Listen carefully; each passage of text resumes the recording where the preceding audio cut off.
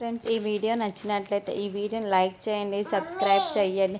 అమర్ రాథోడ్ ఇద్దరు రాకతో అరుంధతి పెరిగిన సరస్వతి వార్డెన్ ఆశ్రమం దగ్గరికి వెళ్ళి తాను అక్కడ ఆశ్రమంలో చేరినప్పుడు తనతో పాటు ఏమేం తీసుకోవచ్చిందో, అంటే తల్లిదండ్రులు ఏమేం గుర్తుల్ని వదిలి వెళ్ళారో ఆ గుర్తుల్ని తీసుకొని మళ్ళీ వెంటనే ఆ ఆశ్రమం దగ్గరికి వచ్చేస్తారు.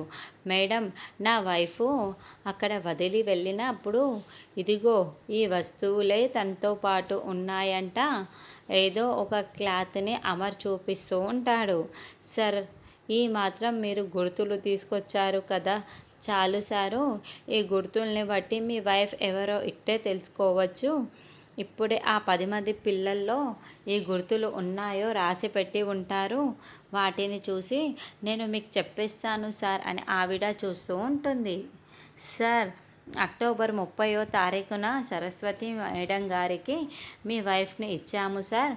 మీ వైఫ్ మేడం వాళ్ళ నాన్నగారు కూడా వెతుకుతున్నారు సార్ అని ఆవిడ చెప్పడంతో, ఏంటి వాళ్ళ నాన్నగారా వెతుకుతుంది? ఆయన పేరు ఏమైనా ఉందా? చెప్పండి మేడం, చెప్పండి అని అమర్ రాథోడ్ ఇద్దరిని ప్రశ్నిస్తూ ఉంటాడు. ఇప్పుడే చూసి చెప్తాను అని మీ వైఫ్ పేరు అరుంధతి. అరుంధతి వాళ్ళ నాన్నగారి పేరు రామ్మూర్తి గారు అని చెప్పగానే ఒక్కసారిగా వాళ్ళిద్దరూ షాకింగ్గా చూస్తూ ఉంటారు. ఏం మాట్లాడుతున్నారు మేడం? రామ్మూర్తి గారా? మళ్ళీ ఇంకోసారి సరిగ్గా చూసి చెప్పండి అని రాథోడ్ అడుగుతూ ఉంటే, అవును సారు, ఇక్కడ క్లియర్గా రాసి ఉంది రామ్మూర్తి గారే అని ఆ వార్డెన్ చెప్పడంతో అమర్ రాథోడ్ ఇద్దరు కూడా షాకింగ్గా చూస్తూ ఉంటారు. మీ వైఫ్ సిస్టర్ పేరు కూడా ఇక్కడ మెన్షన్ చేసి ఉన్నట్టుంది. ఆవిడ పేరు భాగమతి అని చెప్పగానే, ఆరు భాగ్య అక్క చెల్లెళ్ళు అని, ఆరు రామ్మూర్తి కూతురు అని అమర్కి మొత్తం నిజం తెలిసిపోతూ ఉంటుంది.